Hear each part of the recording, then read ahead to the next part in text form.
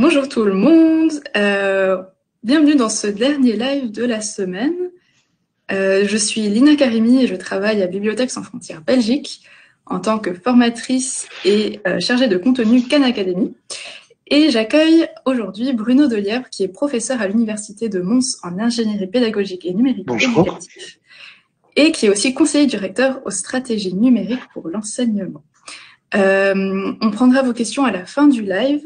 N'hésitez pas à les poster en commentaire et de toute façon le live est aussi enregistré, donc vous le retrouverez sur notre page Facebook Bibliothèques sans frontières, sur notre site www.bibliosansfrontières.org et sur notre chaîne YouTube. Alors sans plus tarder, est-ce que déjà bienvenue Merci. et est-ce que vous pourriez en quelques mots, je sais que c'est peut-être une question qui n'est pas facile, mais en quelques mots, nous résumer d'où vient le terme d'intelligence artificielle et depuis quand on la rencontre dans notre vie de tous les jours. Bien d'abord, bonjour à tout le monde. Voilà, je suis ravi de pouvoir être là et de contribuer à toute cette réflexion autour du numérique, aujourd'hui de l'intelligence artificielle en éducation. Moi, je suis pas spécialiste en intelligence artificielle. Je suis spécialiste en éducation et donc, voilà, dans mes différents parcours, mes études d'instituteur, j'ai travaillé sur la logique à l'école primaire. Donc voilà, au niveau de mon master, j'ai travaillé sur un logiciel de formation sur des bases de numération. Et dans ma thèse de doctorat, j'ai travaillé sur le tutorat à distance. Enfin, voilà, pour dire que ce sont des préoccupations qui sont permanentes. Et donc, l'intelligence artificielle fait forcément écho à tout ce qu'on essaye aujourd'hui de développer. Alors, si on regarde, l'intelligence artificielle, en fait, c'est une manière d'automatiser un certain nombre de procédures qui permettent de faciliter la vie des individus. Et si on regarde la première machine à calculer, elle date de 1642 et c'est Blaise Pascal qui l'a développée et elle est visible au CNAM à Paris. Donc, vous pouvez aller voir la première machine, on va dire, qui aide l'enseignant, qui aide les individus à se faciliter les procédures de calcul. Alors, intelligence artificielle, est-elle vraiment intelligente? J'ai entendu certains qui parlaient plutôt d'artificialité de l'intelligence, c'est-à-dire qu'on essaye de reproduire l'intelligence humaine par des techniques qui seraient, dans ce cas-ci, numériques, informatiques. Mais aujourd'hui, on est au-delà de la simple machine à calculer, parce que l'intelligence artificielle, par exemple, peut créer des nouvelles œuvres d'art.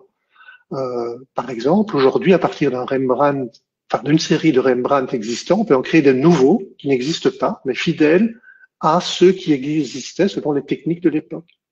On peut créer des nouveaux opéras à partir d'opéras existants. Les voitures autonomes sont pilotées par de l'intelligence artificielle. Et donc, évidemment, on est très loin des machines à calculer, même si déjà à l'époque c'était extraordinaire, mais c'est une manière, en tout cas, de pouvoir aider l'être humain dans une forme d'automatisation d'un certain nombre de processus, de procédures qui vont lui permettre de vivre sans doute avec peut-être de plus de facilité. Enfin voilà pour une première définition. Alors après, juste pour dire au niveau de l'intelligence artificielle à proprement parler, il y a eu trois phases en fait. Il y a eu une toute première phase autour des années 60 plutôt l'après-guerre et jusqu'aux années 60. Donc, pour gagner la Seconde Guerre mondiale, on a utilisé des techniques d'intelligence artificielle. C'est la fameuse machine de Turing qui a permis de décoder tout ce que les Allemands envoyaient comme message et il l'a fait à l'aide d'un système qui était déjà une forme d'intelligence artificielle, avec, vous imaginez, un certain nombre de limites liées à la technologie de l'époque. Pendant les années 80, on en est arrivé à aussi des systèmes qui développaient des techniques d'intelligence artificielle. Et on a développé ce qu'on appelle de l'enseignement intelligemment assisté par ordinateur. Et donc, on développait des logiciels qui utilisaient des techniques qui permettaient d'adapter leur enseignement à ce que l'élève devait réaliser. Et aujourd'hui, on en a une troisième phase, en fait, où grâce aux techniques de calcul, enfin, vous savez que dans votre smartphone, vous avez une puissance inégalée depuis bien longtemps. Et donc, aujourd'hui, cette puissance de calcul permet de traiter un nombre gigantesque de données qui redonne à l'intelligence artificielle une nouvelle vie, si on peut dire. Et donc, c'est pour ça, c'est pour cette raison qu'elle réapparaît aujourd'hui dans tous les domaines de l'activité humaine. Voilà un peu pour dresser un petit panorama, quoi. C'est super intéressant et justement, vu qu'on est sur Facebook, est-ce qu'il y a de l'intelligence artificielle sur les réseaux sociaux aussi?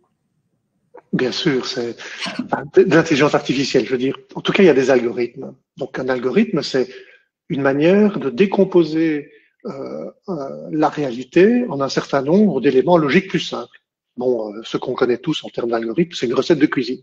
Vous voulez faire des crêpes, eh bien en fait, vous utilisez du lait, vous utilisez du beurre, vous utilisez du sucre, vous les mélangez dans un certain ordre et avec certaines proportions, et vous arrivez à quelque chose qui sera fini. Eh bien, un algorithme, c'est ça aussi, et au niveau informatique, on utilise des algorithmes, c'est-à-dire des manières de gérer les informations qui sont fournies par les uns et par les autres. Par exemple, sur Facebook, vous devez savoir que tout ce qui est, enfin, tous les amis que vous avez sur Facebook, vous ne voyez pas tout ce qu'ils font, parce qu'il y a des filtres qui vont générer de l'information que vous allez voir et de l'information que vous n'allez pas voir. Et donc, c'est un algorithme qui permet de faire ça. Donc, l'information que vous allez voir, elle est générée par ce qui vous intéresse le plus. C'est-à-dire que Facebook capte l'information que vous allez le plus liker, que vous allez le plus diffuser, et en fonction de ça, va établir un filtre en disant, tiens, cette personne-là est intéressée par les voitures de luxe ou par la permaculture. Et va vous envoyer des informations qui traitent plus de ces sujets-là à l'aide d'un algorithme, dont un système intelligent qui va faire, qui ne va pas diffuser tout ce qui passe, mais qui va filtrer l'information pour que vous ayez une partie de cette information qui peut-être va plus vous intéresser. Parce que leur intérêt, c'est de vous garder sur la plateforme. Et donc, plus ils vont générer de l'information qui vous intéresse, plus ils vont vous garder sur la plateforme. Parce que s'ils vous gardent sur la plateforme, eh bien, eux sont financés en termes de publicité, et donc la publicité que vous voyez aussi apparaître pendant que vous êtes occupé à regarder autre chose, eh bien, ça leur permet de financer leur propre système. Donc, ils ont tout intérêt à vous garder, donc à définir des filtres qui vont déterminer ce que vous allez voir. Et donc, toute la difficulté, c'est de ne pas céder à ces sirènes un peu alléchantes, mais d'essayer de s'en défaire, d'essayer de se trouver d'autres formes d'information, parce que sinon, on est dans ce qu'on appelle la bulle de filtre. Ça veut dire que on se trouve dans un environnement qui, en fait, ne fait que renforcer nos propres opinions. Et donc, oui, il y a bien une forme d'intelligence artificielle au travers de ces algorithmes qui va générer de l'information que nous allons voir, mais pas pour des, on va dire, pas dans une mécanique philanthropique, c'est vraiment dans une mécanique, dans ce cas-ci, qui est commerciale, parce qu'elle bénéficie à ces grandes plateformes. Alors, on parle de Facebook, mais on pourrait parler d'autres types de plateformes, et bien sûr, d'autres utilisent ce même type de, on va dire, d'algorithme ou d'intelligence pour en faire, enfin, avec des intentions beaucoup plus louables, évidemment. Donc, tout dépend de ce que la plateforme que vous allez utiliser a pour ambition, c'est-à-dire est-ce qu'elle veut plutôt partager de l'information avec ses utilisateurs, essayer de créer une forme de communauté avec une pluralité d'informations et donc d'idées qui peuvent être échangées, ou bien est-ce qu'elle veut absolument vous maintenir pour des raisons économiques sur la plateforme et donc de vous enfermer dans des procédures, dans des processus qui vont être toujours un peu identiques. C'est super, super intéressant et c'est une bonne transition du coup pour ma question suivante qui est-ce que l'intelligence artificielle, donc vous le disiez, parfois elle est utilisée à des fins beaucoup plus louables, est-ce qu'elle est présente depuis longtemps dans le domaine de l'éducation ou bien est-ce que c'est quelque chose de tout à fait nouveau? Alors la réponse, oui, elle est présente depuis longtemps. Alors ça dépend. Alors je crois qu'il ne faut pas nécessairement parler uniquement de l'intelligence artificielle, mais en gros, est-ce que la technologie est présente dans l'éducation? Et oui, elle a toujours été présente. Donc, depuis toujours, quand on a pu commencer à écrire à l'aide d'une plume, on a utilisé la plume, quand on a pu utiliser des livres à l'école, quand on a pu utiliser des films, la radio, bref, toutes les technologies, quelles qu'elles soient, à un moment donné, sont adoptées par l'école. Donc, l'intelligence artificielle, à un moment donné, est adoptée par l'école, comme au même titre que les autres. C'est pas parce que c'est de l'intelligence artificielle, c'est parce que c'est un outil et que les enseignants peuvent y voir un bénéfice. Donc, oui, voilà, toute la technologie qui peut exister à un moment ou l'autre, elle est prise en compte au niveau de l'enseignant. Après, de quelle manière est-ce que ça se manifeste au niveau, on va dire, plus de ce qu'on rencontre aujourd'hui? Ben, c'est tout ce qui touche à la manière dont on peut proposer à un élève, à un étudiant, des ressources, des démarches en termes d'apprentissage qui vont pouvoir l'aider d'une façon, on va dire, plus automatisée que ce que l'enseignant pourrait faire.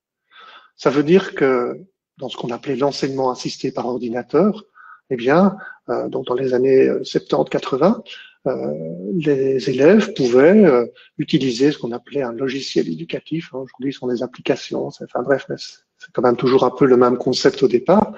Et pouvaient rentrer dans un programme qui allait les prendre en main, qui allait leur demander leur prénom, qui allait utiliser leur prénom. Donc c'est une forme d'intelligence parce qu'il allait reconnaître ce que l'élève allait dire. Voilà, bonjour Bruno, tu vas bien, oui, comme dans un chatbot aujourd'hui. Et puis qui lui proposait des exercices et en fonction de la réalisation et la qualité de la réalisation de ces exercices, allait lui proposer une progression peut-être différente d'un élève voisin qui lui allait progresser autrement. Et donc il y avait cette forme d'automatisation, mais qui était, comme la technologie aujourd'hui, moins puissante que celle qu'on peut utiliser dans le cadre de tout ce qu'on peut voir aujourd'hui. Aujourd'hui, on a des données beaucoup plus nombreuses, on a des technologies beaucoup plus puissantes, et donc on peut réellement arriver aussi à des prises en charge comme celle-là d'adaptation de l'enseignement pour l'élève, au bénéfice de l'élève, mais dans des proportions qui sont complètement différentes. En fait, c'est très très éclairant parce qu'en fait, tous les systèmes un petit peu de suivi personnalisé quand on utilise un outil numérique dans l'enseignement, finalement, c'est un peu, du coup, sans vraiment qu'on le sache, c'est ce qu'on appelle intelligence artificielle. C'est le fait de prendre des données pour les adapter à chaque personne, en fait. Oui, après, c'est jusqu'où l'intelligence artificielle peut aller.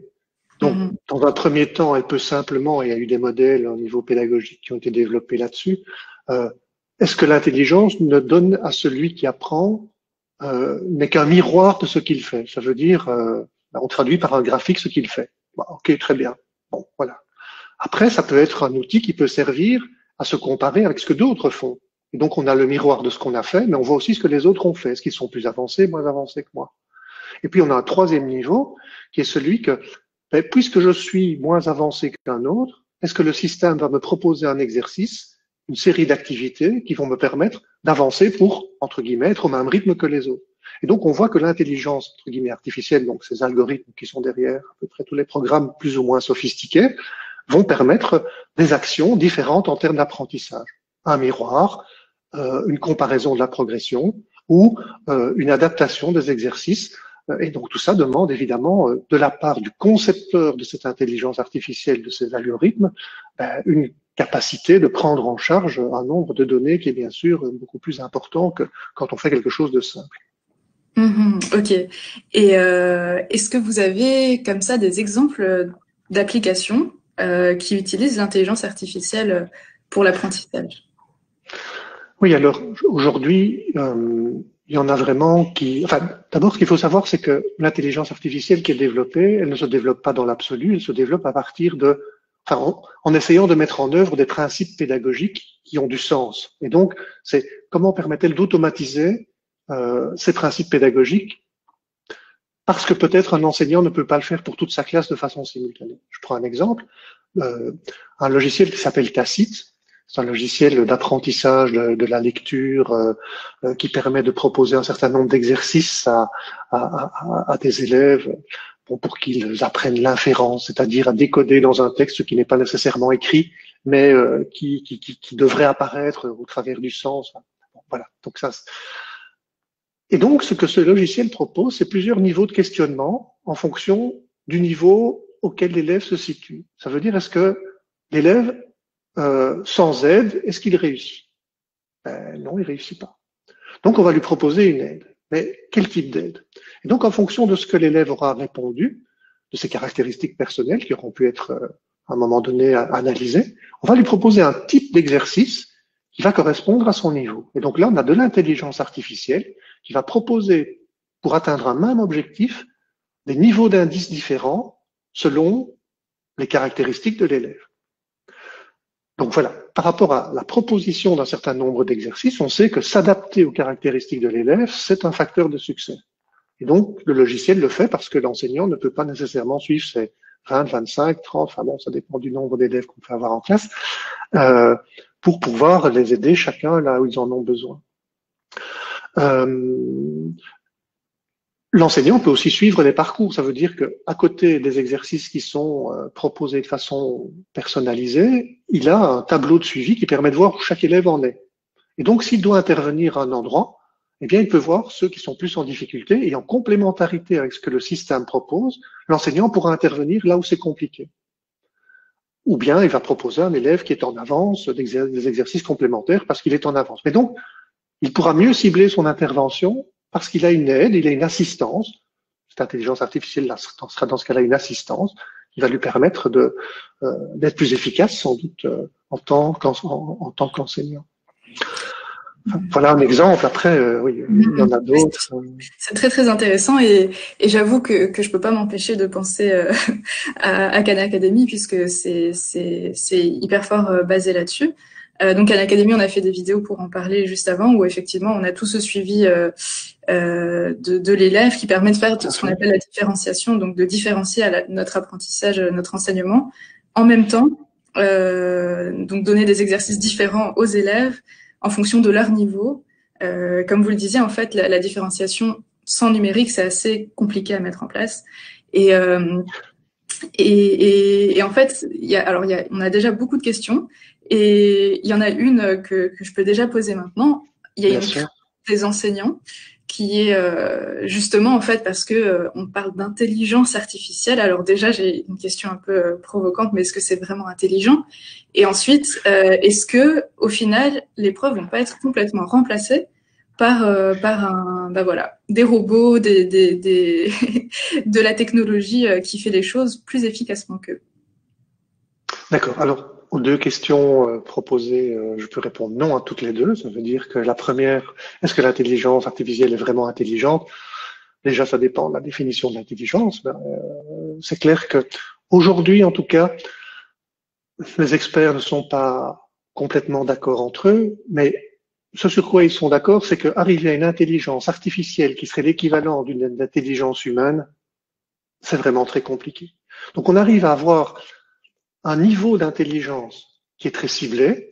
Dans la terminologie de l'intelligence artificielle aujourd'hui, c'est ce qu'on appelle les intelligences faibles, c'est-à-dire qu'elles sont très ciblées. Par exemple, on peut battre un champion du monde d'échecs avec une intelligence artificielle. Mais l'intelligence artificielle n'est pas capable de lire un texte sur un sujet, ni de conduire une voiture. Pourtant, on parlera dans chaque cas d'une intelligence artificielle. Alors qu'un être humain, il peut jouer aux échecs, il peut conduire une voiture, il peut lire un texte. Et donc, définir une intelligence qui serait transversale, qui dépasserait un contenu particulier, non, aujourd'hui, en tout cas, on n'en est pas là. Alors, bien sûr qu'on peut imaginer que ça va évoluer, et bien sûr qu'on peut imaginer que ça va l'être peut-être de plus en plus. Mais c'est bien la grande complexité de notre intelligence, c'est qu'on a une intelligence transversale, on a une intelligence émotionnelle, on a une intelligence qui prend en compte toute une série de caractéristiques qui ne sont pas nécessairement décelables par la machine. Et là, l'être humain, il est irremplaçable. Et cette intelligence-là, en tout cas aujourd'hui, on est à peu près, en tout cas, elle n'existe pas. Et la crainte qu'on peut avoir par rapport à cette forme d'intelligence, en fait, elle est liée au fait que notre technologie ne nous permet pas de faire tout ça, ni de lier tous ces éléments. Et donc, non, l'intelligence, elle est liée aux limites de la technologie actuelle. Après, l'intelligence artificielle elle-même peut être, on va dire, peu intelligente.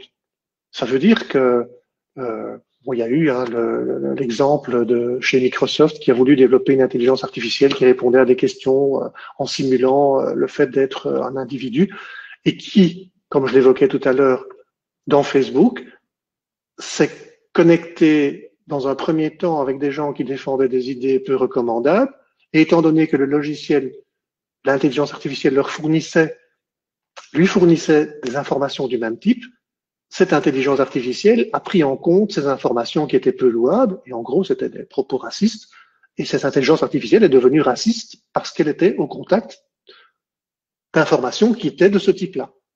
Donc, elle n'était pas très intelligente puisqu'elle ne faisait pas preuve de sens critique. Une intelligence artificielle aujourd'hui qui ferait preuve de sens critique, ça n'existe pas. Donc, il y a des limites claires aujourd'hui par rapport à ce type d'intelligence. Puis, il faut savoir encore autre chose, c'est que l'intelligence artificielle aujourd'hui, elle n'existe que parce que derrière, il y a de l'humain. Ça veut dire que si aujourd'hui on reconnaît que quand on me voit sur une photo, c'est bien moi et pas quelqu'un d'autre, c'est parce que derrière, moi ou plein de personnes ont codé le fait que quand ils voyaient ma photo, eh bien, ils identifiaient que c'était associé à mon nom. Si vous reconnaissez, et d'ailleurs, vous le faites tous à peu près, si on vous demande à un moment donné de vous connecter sur un site et de dire est-ce que vous voyez des feux rouges, est-ce que vous voyez des passages pour piétons, est-ce que vous voyez des voitures rouges, et que vous cochez là où vous voyez des voitures rouges, des passages pour piétons, en fait, vous contribuez à alimenter une banque de données qui permet de dire, OK, quand quelqu'un voit ça, ça veut dire qu'il voit un... Et donc, il y a du travail humain derrière l'intelligence artificielle. Sans travail humain, il n'y a pas d'intelligence artificielle. Et il faut beaucoup de travail humain pour un peu d'intelligence artificielle. Parce que reconnaître une chaise, en gros, nous on le fait très facilement. Mais un système informatique, il le fait de façon très compliquée. Donc voilà, pour la première question, est-ce qu'elle est réellement intelligente? Elle a l'air, mais pas au sens de l'être humain. Et donc, est-ce que l'enseignant va être remplacé par une intelligence de ce type-là? Ben non, puisqu'elle ne fait pas ce qu'un enseignant est capable de faire. Alors, il y a un site très intéressant qui a été développé par le MIT aux États-Unis qui s'appelle Will Robots Take My Job?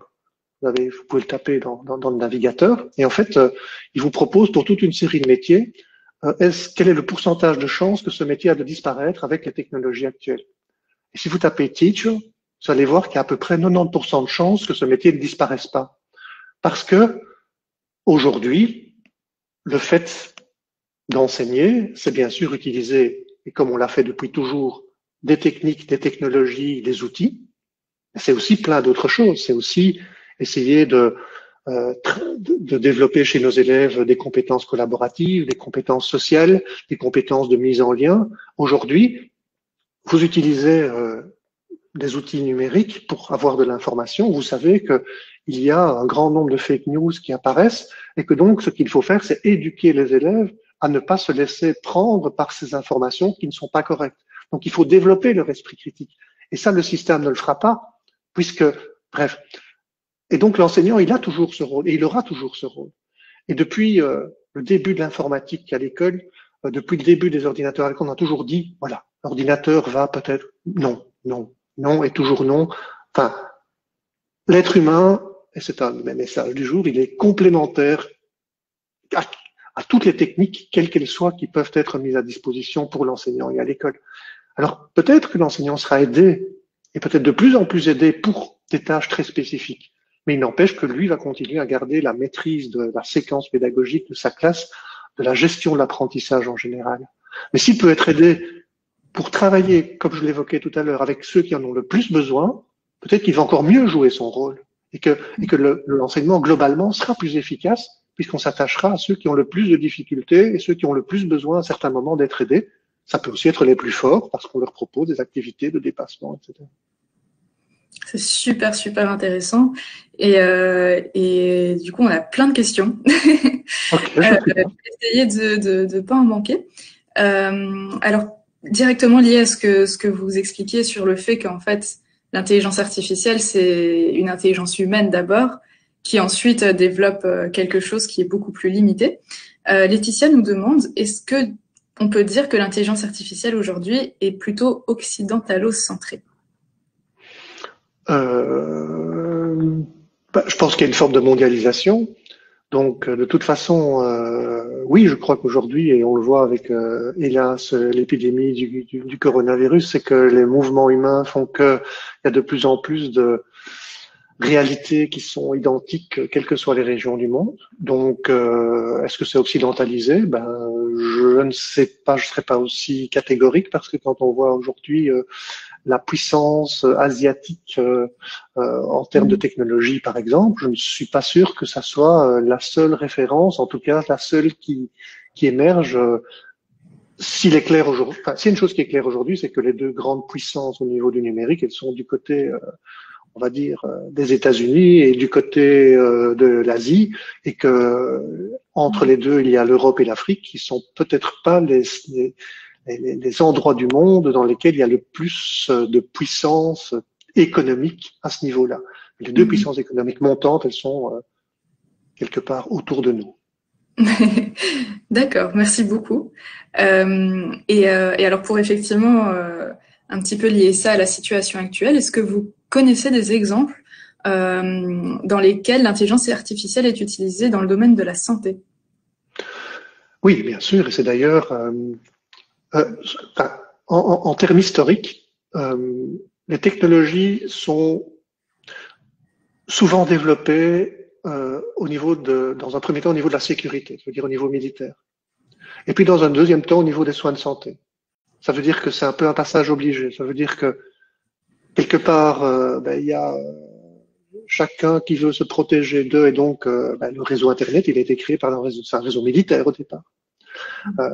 Après, c'est devenu un réseau scientifique qui a lié les scientifiques du monde, donc tout ce qui touche à la santé. Aujourd'hui, on sait que avec de l'intelligence artificielle, par exemple, on peut détecter sur une radio beaucoup plus aisément un cancer qu'un radiologue ne pourrait le faire.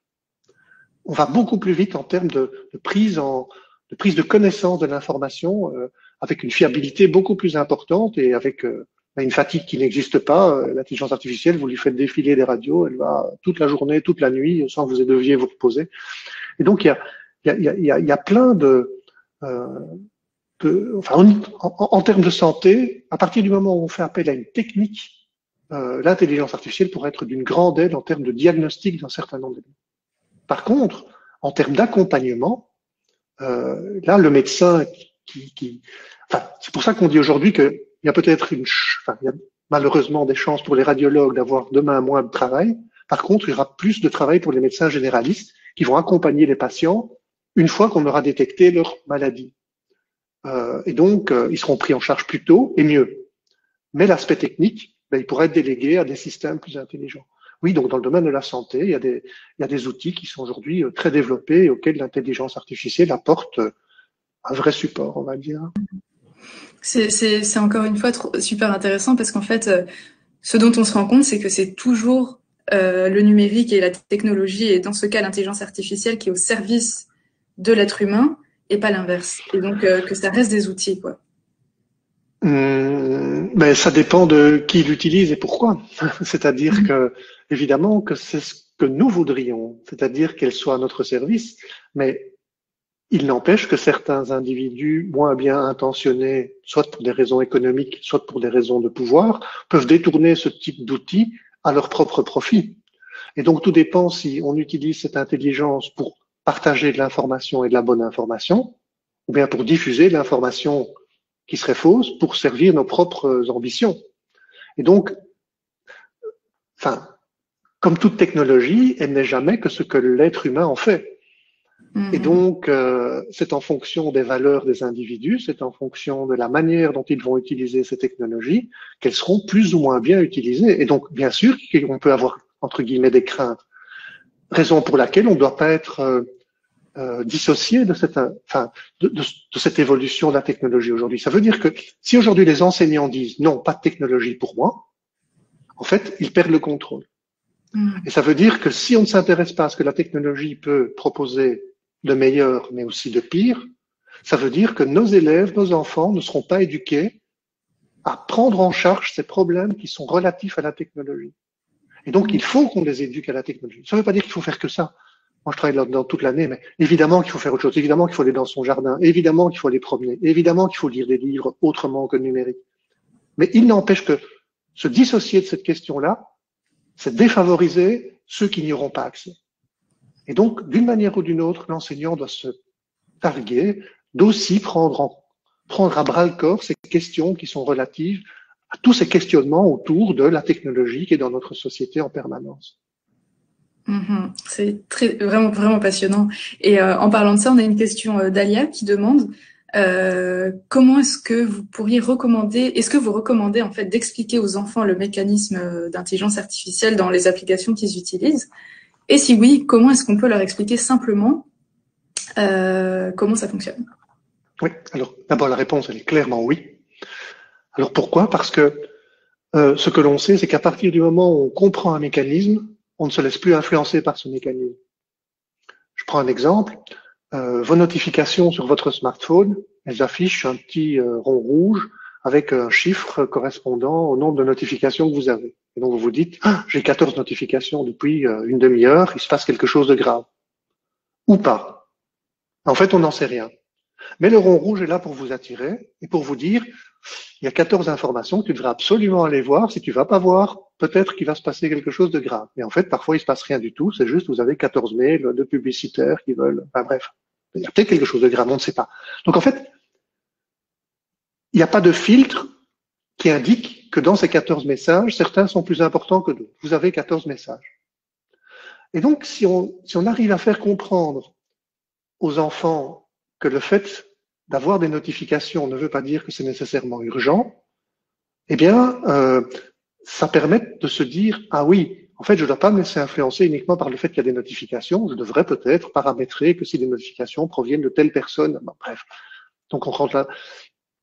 Ce que je veux dire, c'est qu'à partir du moment où on comprend l'algorithme, par exemple, vous êtes dans votre navigateur, vous voyez apparaître une publicité qui touche à je ne sais pas moi, des chaussures parce que vous aviez été sur un site de vente et vous aviez essayé d'acheter des chaussures que vous n'avez pas achetées.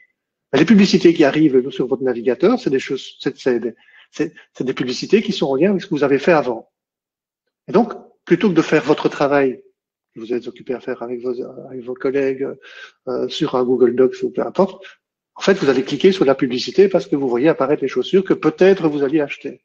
Et donc, à partir du moment où on sait que c'est un logiciel, c'est un algorithme qui va essayer de vous influencer pour vous faire quitter votre travail et aller plutôt vers la publicité pour vous faire acheter, eh bien, en fait, on est moins, on se laisse moins influencer parce qu'on connaît le principe. Et donc, il faut expliquer le principe parce que quand on le connaît, en fait, on démonte le mécanisme et on est moins influencé par celui-ci. Après, c'est peut-être pas des exemples, on va dire, complètement adaptés aux enfants les plus jeunes, mais voilà, il y a sûrement moyen d'en trouver. Là, je ne mets peut-être pas sous la main directement, mais voilà, c'est un peu le même genre de principe. C'est très très intéressant. Encore une fois, c'est vrai qu'on a dans un autre programme qui s'appelle Les Voyageurs du numérique, on a une activité par exemple où on apprend aux enfants à créer une fake news pour qu'ils comprennent combien c'est simple à créer et combien du coup il faut y faire attention. Et c'est vrai que c'est le meilleur exemple en fait, c'est de le faire soi-même pour comprendre qu'effectivement c'est à la portée de tout le monde. Et on a une question de Jonathan qui nous demande comment est-ce qu'on peut se prémunir des mauvais usages de l'intelligence artificielle? Est-ce qu'il faudrait légiférer? Alors, il est clair que, donc, il y a plusieurs niveaux. Donc, il y a le niveau, pour moi, qui est vraiment le niveau auquel les choses doivent se faire, c'est le niveau politique. Ça veut dire que dans quelle mesure la politique s'intéresse suffisamment à toutes ces problématiques relatives au numérique. Il y a toute l'éthique, toute la morale qui est associée. Et donc, ça veut dire dans quelle mesure est-ce que, voilà, demain, on va développer des robots. Ces robots vont avoir certaines formes, mais quelle forme? Une forme humaine, une forme non humaine? Enfin, qu'est-ce qui vaut mieux? Il y a des psychiatres, des psychanalystes qui se sont penchés sur la question et qui disent demain, en fait, il faut qu'un robot soit clairement un robot, parce qu'une personne âgée qui est un peu confuse, qui va se voir confronter à un robot, elle va dire mais c'est un être humain, donc Enfin, on va la rendre encore plus confuse. Et donc, lisez Serge Tisseron, écoutez ses podcasts par rapport à ces sujets-là. Il dit clairement, non, il faut que la personne voit que c'est une machine. Il faut qu'on comprenne qu'il y a des machines et qu'il y a des hommes, et que les machines ne réagissent pas comme des hommes, même si ça ressemble à des hommes. Donc, oui, il y a une vraie question politique qui est de, si on développe, et on va le faire et on doit le faire, des outils comme ceux-là, eh bien, en termes éthiques, en termes moraux, que faut-il faire? Les voitures autonomes, elles vont prendre des décisions pour nous. Le jour où il y a les freins qui lâchent, il faut tuer le passager, enfin, il faut tuer le conducteur qui est dans la voiture, il faut tuer les gens qui passent sur le passage pour piétons. Qui décide de ça? Il y a quelqu'un qui va programmer la voiture pour ça. Et quelle est la morale qui est derrière? Quelle est l'éthique qui est derrière? Et donc, oui, il faut que enfin, donc politiquement, oui. Après, au niveau purement individuel, au niveau de l'école, il y a des décisions à prendre sur comment on utilise. Alors, pour moi, dire pas d'outils numériques à l'école, comme je l'ai évoqué, c'est complètement contraire pour moi à une manière simplement démocratique de permettre à tout le monde d'y accéder. Donc, je dis oui pour les outils numériques à l'école, c'est clair, mais cadré, c'est-à-dire pour faire certaines choses, pour que les enseignants soient aidés, pour que les élèves soient aidés dans les apprentissages, pour qu'on réfléchisse à ce que ça pose comme type de questionnement. Et donc, il faut définir des règles qui vont être des règles d'utilisation, mais tout balayer et se mettre la tête dans le sable comme une autruche, ça c'est clair que ça va nous défavoriser pleinement. Par contre, s'en préoccuper et prendre à bras le corps des vraies questions qui sont liées à ça c'est ce qu'il faut faire sûrement. Encore une fois, trop intéressant. Et alors, quand vous parliez, moi, enfin, j'avais la série Black Mirror qui me venait en tête, et donc on a deux questions à ce sujet. Laetitia qui nous demande si vous avez un exemple de film de vulgarisation sur le sujet, et une question d'Yvan qui nous demande, qui explique que dans le film 2001, l'Odyssée de l'espace, l'homme est contraint de débrancher la machine, l'ordinateur HAL. Est-ce que l'intelligence artificielle pourrait s'emballer hors de tout contrôle humain? Alors, pour répondre au film, voilà, il y en a plein, oui, plein, voilà. Ben donc, et je pense que Black Mirror est sans doute la série par rapport à laquelle toutes des problématiques comme celle-là sont vraiment parfois poussées un peu au bout de leur logique. Et c'est un peu au bout de la logique, mais c'est pas si loin d'une forme de réalité possible. Donc, c'est pas encore ce qui existe, mais il faut être attentif au fait que ça n'existe pas comme ça. Après, oui, 2001 Odyssée de l'espace, débrancher la machine, et c'est une recommandation qui est faite par Serge Tisseron dans certains, enfin dans des podcasts que j'ai écoutés le concernant, dans des ouvrages que j'ai lus, en disant voilà, à certains moments, le robot qui est dans la maison, il faut décider de le débrancher. Et c'est vous qui avez la main. C'est pas lui qui décide s'il se débranche ou pas. Et donc, est-ce qu'il y a un risque que demain il y ait des robots qui prennent la main?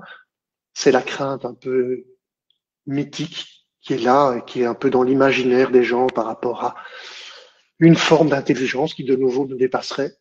On n'en est clairement pas là. Certains disent qu'on pourrait y arriver, mais clairement, les avis des experts à ce sujet-là, ils sont vraiment très, très, très diversifiés, mais parce que personne ne sait. Mais personne ne sait parce que, en fait, on n'y est pas.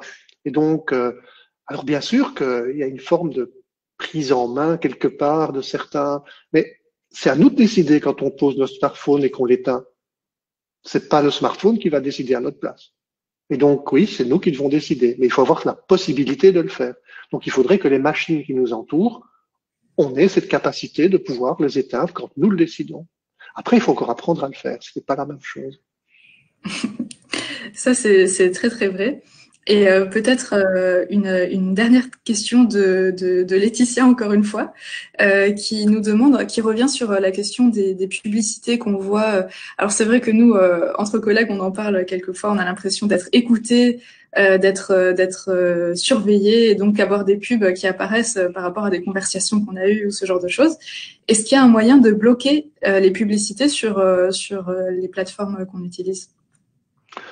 Alors, en tout cas, il y a toute une série de paramètres qu'on peut activer. Bon, alors je reprends le slogan bien connu qui est si c'est gratuit, c'est vous le produit. Donc, il y a deux manières de financer on va dire la mise à disponibilité d'un outil. Soit vous avez un abonnement payant, et souvent les gens râlent parce que il faut payer une fois, il faut payer par mois autant d'euros. Et on se dit ah, je vais pas payer pour ça. Soit c'est gratuit. Mais alors, les gens, enfin, les producteurs, ils se payent sur la publicité. Et donc, forcément, ça va être difficile pour vous de bloquer la publicité. Parce que pour eux, sinon, il n'y a pas de financement et leur travail, il n'est pas rémunéré. Donc, soit vous les payez directement parce que vous êtes d'accord de les payer, soit vous n'êtes pas d'accord de les payer. En fait, ils se payent autrement. Et donc, ils se payent par la publicité. Alors, bien sûr, il y a des systèmes qui essayent de bloquer les publicités, mais en tout cas, il faut vous dire que si vous allez sur une plateforme qui vit la publicité, ça va être compliqué de la bloquer. Donc, c'est un choix. C'est un choix qu'on fait aussi d'utiliser des outils avec ou sans publicité. Il faut savoir que de toute manière, enfin voilà, il y a une forme de financement, d'économie qui est là derrière et que utiliser un produit, c'est le payer quelque part. C'est décider où on le paye ou comment on le paye. C'est tout à fait vrai. Et donc, ça, enfin, tout ce que vous disiez, j'ai dit 50 fois, mais pour moi, je trouvais ça super passionnant.